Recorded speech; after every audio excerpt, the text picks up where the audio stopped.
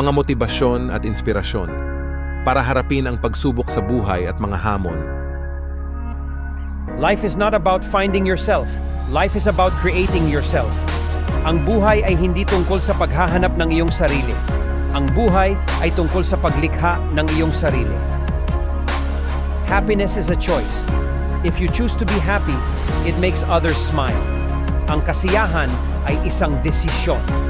Kung pipiliin mong maging masaya, nakakapagpangiti ito sa iba. A great life is when you wake up every morning with energy, bounce out of bed and start your day with a smile on your face.